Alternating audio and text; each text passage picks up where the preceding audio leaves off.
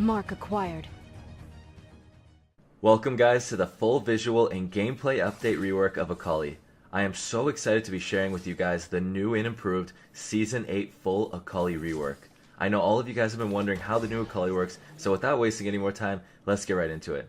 Just a small disclaimer, I did record all this at Riot on their playtest servers, so some of the things may be unfinished or unpolished, for example like the tooltips or the names of the spells, but I did clarify that in the video. Alright guys, firstly we have Akali's new passive, Assassin's Mark. Hitting a champion with any of your spells causes a circle to form around where the enemy was hit. Running any distance out of the circle causes your next auto attack to be empowered, dealing bonus magic damage, gaining double the attack range, and restoring 10 energy.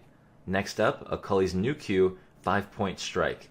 Akali's new Q does magic damage in an AoE cone, slowing enemies at the tip of her Q, as you can see in her spell's range indicator.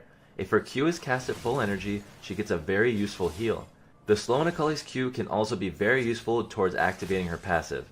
And now, onto Akali's new Shroud. Akali's Shroud has received significant changes in comparison to the previous iteration, in some ways for the better, in some ways for the worse. Akali's new Shroud drops a spreading cover of smoke that expands throughout its time being active and can now morph and mix into whatever terrain it's near as it expands around it. It now also restores energy instead of costing energy. Akali can now also leave and re-enter the smoke a few times to extend the duration of her Shroud by just a small amount. Oh, and did I mention one thing? Nothing can reveal Akali in Shroud now. No pink wards, no Lee Sin Q or Kaisa W or Morgana ult, not even turrets can reveal Akali in her Shroud now. And I know what you're thinking, that's like ridiculously overpowered, right? Well, with these new buffs, there are also clear nerfs to her new Shroud.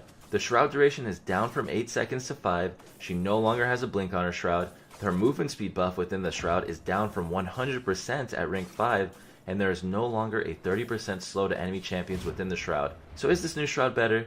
Depends on the situation. With the new Akali and her new kit, I would say it definitely is better. Now for Akali's E, Shuriken Flip. Akali shoots out a Shuriken, or as I like to say Ninja Star, dealing physical damage and marking the enemy it hits. If she marks a target, she is then able to dash to them, dealing the same amount of damage again. Throwing out her Shuriken causes her to flip backwards, which can be used to dash over small walls or other terrain for a quick escape or to even secure a kill. If Akali's E hits part of her Shroud, she marks the Shroud and can dash to that as well for even more outplay potential. And conveniently, Akali's backwards flip she gets from casting her E works perfectly with activating her passive. And finally, Akali's new ultimate, renamed Perfect Execution. Akali's new ultimate consists of 2 dashes that don't require you to target anything, meaning you can ult over walls, into the fog of war, or wherever else you want to. The first dash from her ultimate does flat physical damage to all targets hit, and does a very brief micro stun to each target hit. The second dash executes, dealing flat magic damage, plus a significant amount of bonus magic damage based off of the target's missing health. Alright guys, now that we finished up with the spells, let's get on to the actual gameplay. I managed to get in several games with the Riot playtesting team, which are all mostly diamond or higher players, so we've definitely managed to get a bunch of good clips for you guys, and I'm going to try to explain some of them, so sit back, relax, and enjoy the commentary. Alright guys, so as you can see, in this situation we are defending the turret 2v1 until Rammus shows up for a gank. What I try to do is get the initial part of my combo up by ulting in, and then trying to Shroud as fast as possible. We do manage to get the Shroud off after being stunned, and we're able to pick up a double kill. And in this fight, we knew the enemy team was doing Baron off of an earlier ward we had before they cleared it out. So what I want to do here is get my E onto them so that I can eventually dash in. I want to go into Shroud as fast as possible. Obviously, nothing can reveal you anymore. Just create a distraction, get my passive procs, get my Qs off on whoever I can since it does AoE damage. Eventually, I do decide to ult out because I don't want to risk dying, and my team is able to help me clear them out for a clean ace. And honestly, in this next clip, I just wanted to test my limits and see if I could flash it into 3 people under turret. It turned out to just work out because my team was so ahead, and you can pretty much just see some pretty funny dashes going on between Morwick's Q and my E. So yeah, that's pretty much the gist of that.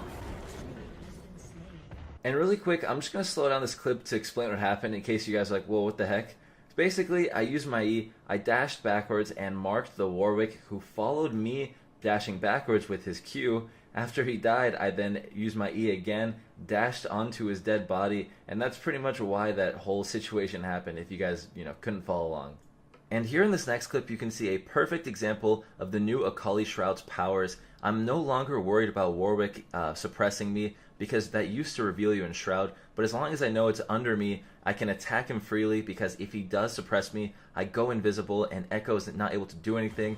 When Echo tries to use his ult, I zone use that, and other than that, I mean, I try to chase him down, miss the ult over the wall, and yeah, that's pretty much it. My team cleans up, and we're able to win yet another fight. Alright, so in this next clip, I just wanted to share something a little interesting.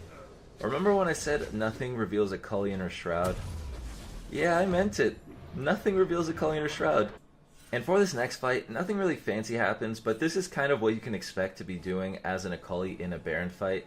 Obviously nothing crazy happens, no superior mechanical outplays, but this is how you catch people out, how you go for a standard one-shot combo, and yeah, that's pretty much it.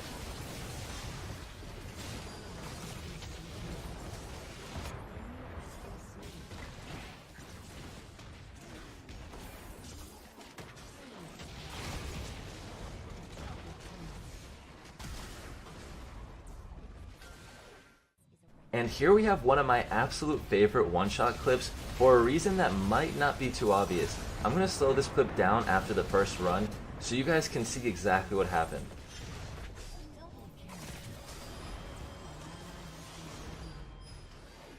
If you look really closely, my ult went right through Jinx, which activated my passive. I ended up landing outside of the passive circles range, so I got my passive ready to go for my auto attack to proc.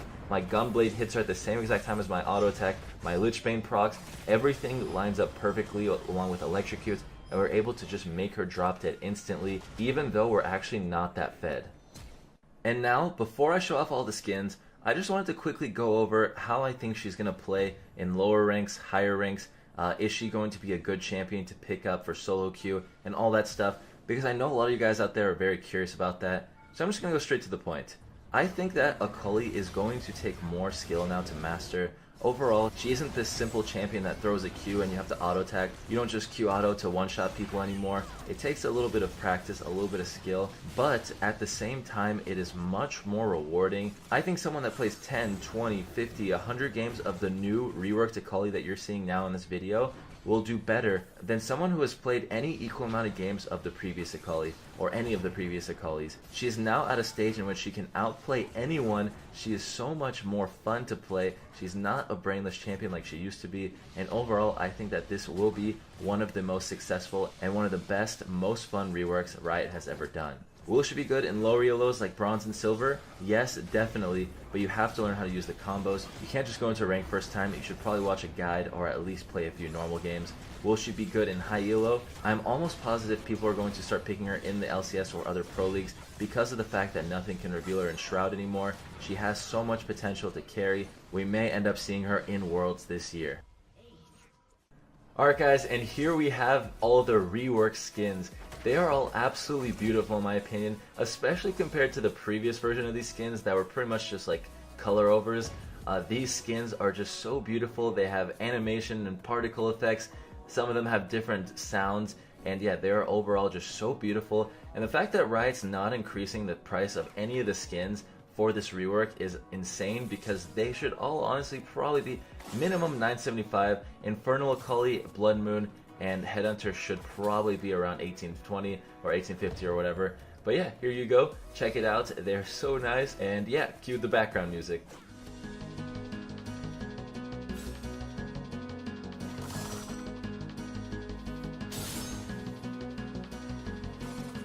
Open your eyes and see the people chanting, slowly falling apart. The silence causing an earthquake. I'm wishing upon a star. This time I'm feeling higher, and I know I can be taller. Shadows causing an outbreak.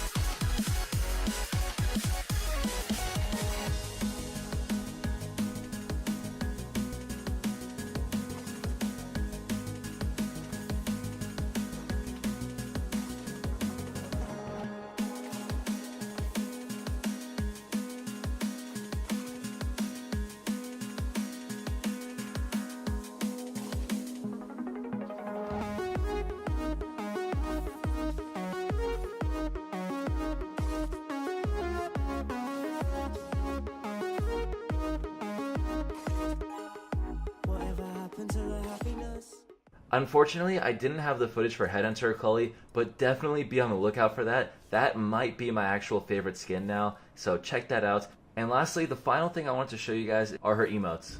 Make this fast or really fast. Choice is yours.